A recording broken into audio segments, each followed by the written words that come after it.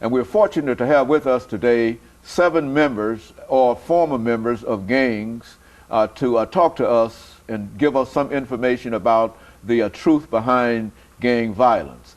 On this first segment, we have Mr. RBritton and Mr. RHall, both members or former members of gangs, and they're going to at least lay down the foundation in terms of what we are trying to accomplish today. Let's start off with you, Mr. Britton, by having you to give us some information about your background, your situation, and then, of course, Darius will give us similar kind of information. Then we'll have an opportunity to make a few statements, and then we'll have our second segment. Let's start with you.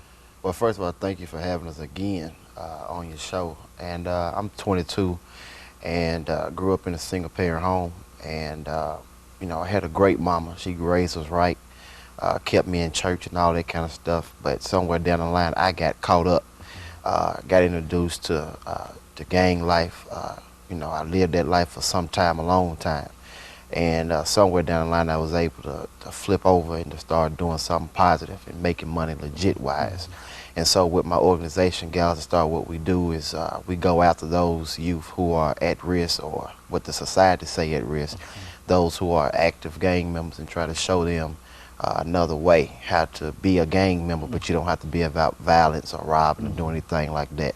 And our first approach is not to try to tell them to get out of a gang. That is not our approach. Our approach is to simply change their behaviors and change the way they think, and let them know what real gang members do and how it was originated. And so today I've brought 6 active gang members with us to just let the community know, you know, from active gamers, from their minds, what is supposed to happen. Very good. And of course, Mr. Hall, why don't you give us a little information in reference to how you became involved with what you're doing now?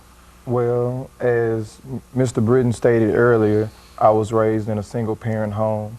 She was a great mother, and I didn't join as a result of her being a single parent or my father not being there.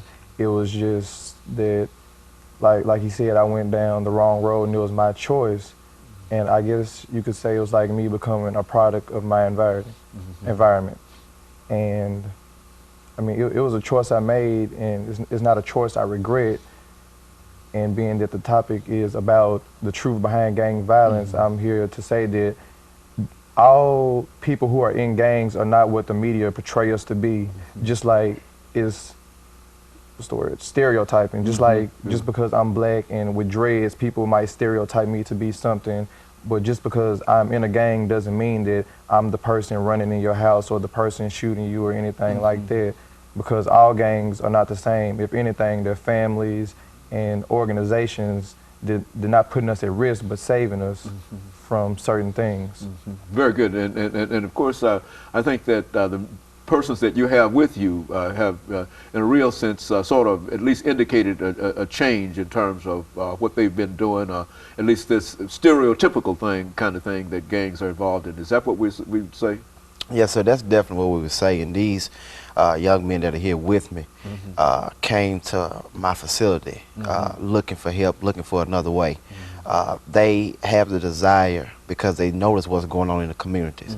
So they came with the open heart, open mind, saying, how can I change? How can I start doing something positive? How can I start making my money legit wise? And that would be simply be my message, you know, to the listeners, to the viewers, who's watching this, is that you really as a community, got to stop judging them because of the way they look and because they're black and because they're in a gang and automatically putting a label on them. We got to stop not listening to them and start listening to them and hearing what they got. Some of them got the desire to go to college. Some of them got the desire to own businesses. Some of them just need somebody more of black male role models need to start standing up and grabbing the young ones and start showing them another way. So that would be simply my message, and so that people need to know what is the real truth behind gangs. And Mr. Hall, what is your great desire now? I mean, how old are you? 18. Okay, and what are your desires now? What do you like to do now from this point? If you had to make a desire and without any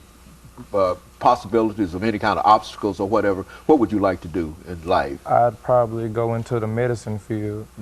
And to add on to what he was saying, even though I am in the gang, I still go to school, I make good grades, I'm going to college, I help give back to my community. Like, if you were just to see me on an average day, you or anybody else wouldn't know that I was in the gang unless I told you or unless I sat down and, you know, did the show like I'm doing.